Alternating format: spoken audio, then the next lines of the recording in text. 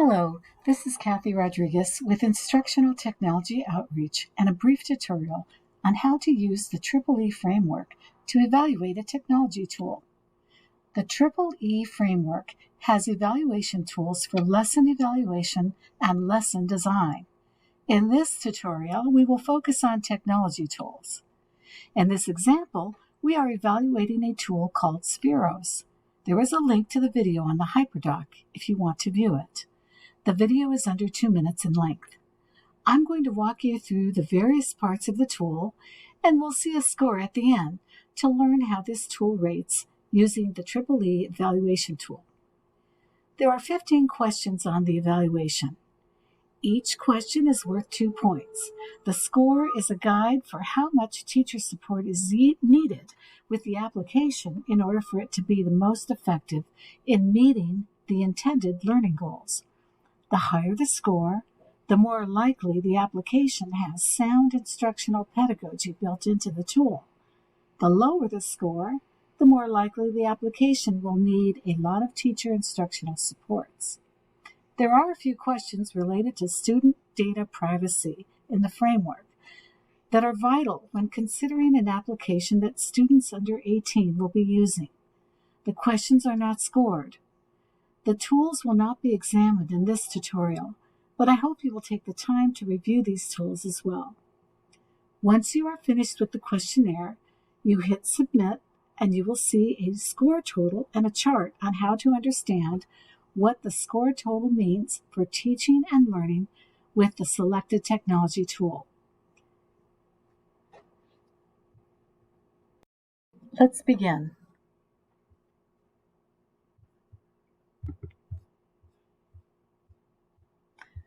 In the first box, we're going to type the name of the tool, Spheros.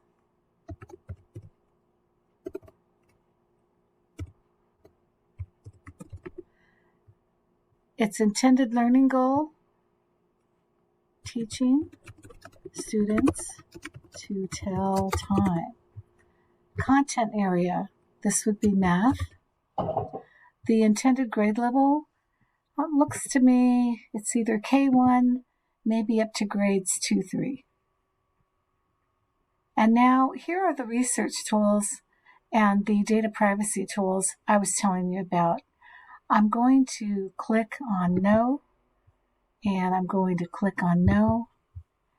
And for student privacy, it's an interesting tool, but I don't think it has, I wouldn't know whether it has these things unless I looked at the box or I looked at what kind of information. It is a physical tool, so I'm going to say no, not at all.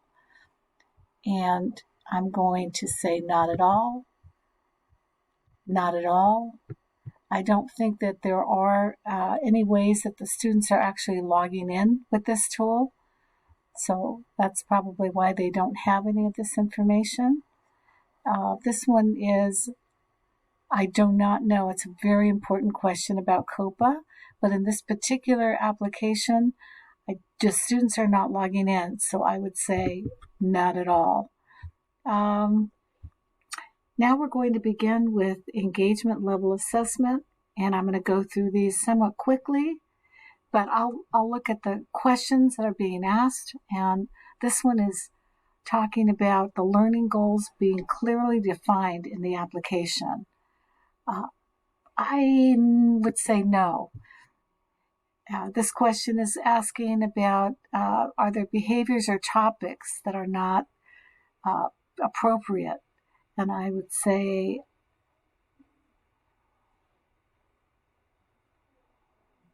there are none. Does the application avoid links that can lead child to a website? Not at all. Does the application avoid rewards? Absolutely. Are the activities just right for the student's age and learning level? Absolutely. Is the application designed to promote conversation about the academic learning? Absolutely. Does the application have appropriate pacing? I would say somewhat. Does the application, we're going to look at enhancement now. Does the application provide developmentally appropriate guidance and feedback? Not at all. Does the application provide multiple ways to represent or demonstrate an idea? A little bit. Does the application include developmentally appropriate repeating and rephrasing? Not at all. It's not that kind of a tool. Does the application help students support their higher level thinking skills? I would say absolutely. Extension level we're going to look at now. Is the application accessible to students and families outside of school? Not at all. This one, you can see there are links here. I urge you to take a look at these. I think not at all is the answer for this particular tool. Language used, there's students that talk, but there really is no language. If you look at the video, you'll see what I'm talking about. So let's see. It's not explained. Let's say not at all. I'd say somewhat. And now we're finished with the evaluation and we're going to look at our score. This is the evaluation map here, so we can look to see how our tool scores. Green is, it has a very strong connection between the learning goals and the tech tool. Pedagogy is built in. Yellow means there's some, and 10 points or below is a red light. That means there's very little or no connection between the learning goal and the tool. So let's take a look at how we scored. I'm going to scroll down. Okay. I've got a lot of 0, 0, 0. I have 11 out of 30 points. So sadly, my wonderful tool that I thought was really cool is going to score low on this framework. So we'll look at the rest of points that I have here. Some very, very low here. Let's see, I've got something. There you go. There's some of my answers.